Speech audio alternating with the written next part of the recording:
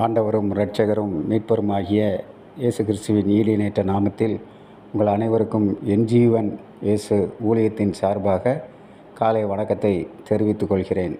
எங்கள் ஊழியத்தின் சார்பாக இன்றைய தேவ சத்தமாக எடுத்துக்கொண்ட வேத பகுதி நீதிமொழிகள் 28வது அதிகாரம் 25வது வசனம் பின்பாகம். கர்த்தரை நம்புகிறவனோ செழிப்பான்.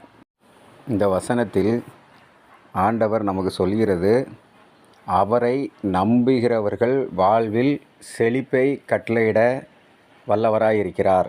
இந்த வசனத்தின்படியாக நாம் பார்க்கும்போது நம்முடைய வாழ்க்கையில் நாம் கொஞ்சம் சிந்தித்து பார்க்கக்கூடியவர்களாக காணப்பட வேண்டும்.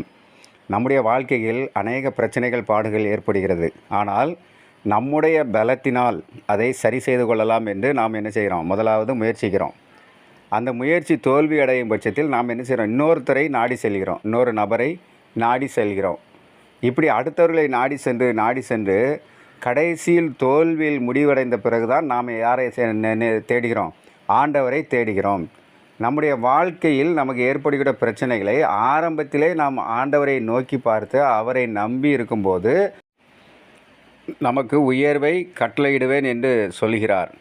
ஆகவே நம்முடைய வாழ்வில் அநேக பாடுகள், பிரச்சனைகள், வேதனைகள் இருக்கும்.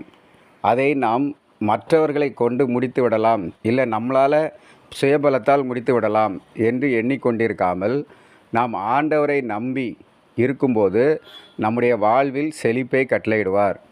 பேதுரு மீன்பிடித்து இரவெல்லாம் மீன்பிடித்து வலைகளை அலசி கொண்டிருக்கும்போது அவருக்கு மீன் அகப்படவில்லை. அப்போது அவர் சொல்கிறார், நீ சற்று ஆழத்தில் சென்று வலது பக்கத்தில் போடு என்று. அப்போது ஆண்டவரிடத்தில் பேதுரு சொல்கிறார், நாங்கள் முழுவதும் பிரயாசப்பட்டு எங்களுக்கு ஒன்றும் கிடைக்கல அப்படின்னு சொல்கிறார். ஆனால் உம்முடைய வார்த்தையின்படி நாங்கள் வலைகளை வீசுகிறோன்னு சொல்லி அவங்க ஆசீர்வாதத்தை பெற்றுக்கொண்டார்கள். அப்போ ஆண்டவரை நம்பி நாம் செய்யும்போது நம்முடைய வாழ்வில் உயர்வை கட்டளையிடுவார். ஆமேன், ஆமேன்.